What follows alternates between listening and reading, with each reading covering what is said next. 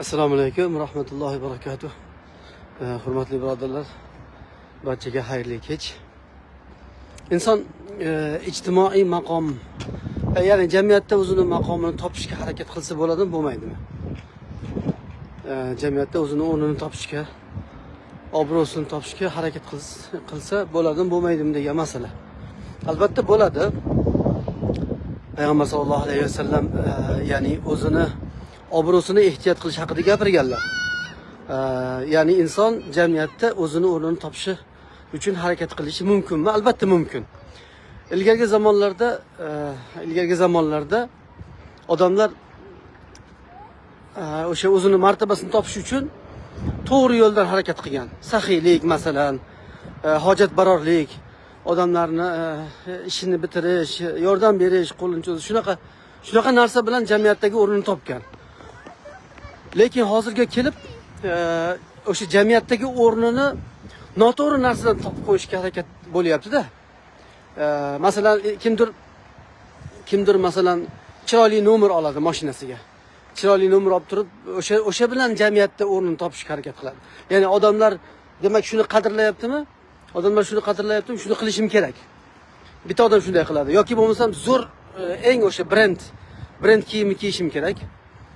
Chunki shuni kiysam, shuni orqasidan jamiyatda o'rnimni topaman deydi.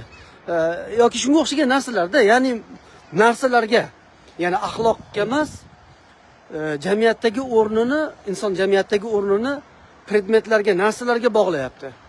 Keyin masalan bu ozgina o'tadi, kun o'tadi. Ya'ni mashinasiga yaxshi nomer taqsa, odamlar hurmat qilyapti. Yoki eng oldi qimmat mashina, undan bundayroq mashina ham xizmat qiladi yaxshigina. Lekin faqat nomi bor narsaga intilish, o'sha bilan jamiyatda o'rin topaman deyish bitta odam qiladi.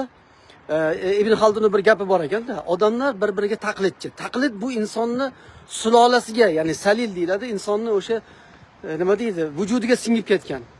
Bitta siz qilsangiz, boshqa odam ko'radi, o'sha ish qiladi. Ya'ni modaga chiqarish, jamiyatda modaga aylanadi. Borib bu narsa o'sha jamiyatning madaniyatiga aylanadi. Shuning uchun shariatda ya'ni bir-birini daf qilish degan masala bor. Bir-birini daf qilish degan masala. Ya'ni o'sha amr ma'ruf nahiy munkar degan narsa. Agar buni qilmaydigan bo'lsa, insonlar javobgar bo'lamiz. Qarangda, bitta noto'g'ri ish bitta odam qiladi, bitta odam boshlab beradi. Undan keyin unga taqlid qiladi inson, ikkinchisi taqlid qiladi, uchinchisi taqlid qiladi, keyin jamiyatda keng yoyiladi. Undan keyin borib madaniyatga aylanadi bu narsa. Amr ma'ruf nahiy munkar qilmaydigan bo'lsa, inson juda og'ir bo'ladi. Shuning uchun amr ma'ruf nahiy munkar farz, islomning farzlaridan biri. Jamiyatda inson o'rnini topishga harakat qilishini o'sha to'g'ri yo'ldan harakat qilish kerak, to'g'ri yo'ldan. Albatta inson odamlar hurmatida bo'lishni xohlaydi, jamiyatda o'rni bo'lishni xohlaydi. Marhamat qilsin, lekin to'g'ri yo'ldan. To'g'ri yo'ldan qilsa, o'sha nima deydi, natijaga to'g'ri olib boradi. Noto'g'ri yo'ldan qilsa, o'zini gunohini ham oladi, boshqalar gunohini ham oladi. Sunnatut tadafi' degan narsa bor. Daf qilish, qaytarish, noto'g'ri ishlarni qaytarish degan narsa bor. Amr ma'ruf nahiy munkar farzda, shuning uchun ham. Amr ma'ruf nahiy munkar qilmasa, har bittamiz mas'ulmiz. Bir inson bitta narsani moda qilib chiqardimi, orqasidan odamlar o'shani qilyapti. Ayniqsa biz jamiyatda juda ham ana shu nima deydi, moddiy o'zini ko'rsatish narsalar bilan jamiyatda o'rin topishga harakat qilib qolingan. Yo'q, bunday narsalar bilan emas. Saxovat bilan, hojatbarorlik bilan, insonlarga yaxshilik qilish bilan, axloq bilan, yaxshi pok dilli inson bo'lish bilan jamiyatda o'rin topishga harakat qilsa, marhamat qilsin. Rahmat kuzatganlar uchun. Alloh taolo foydalar qilsin.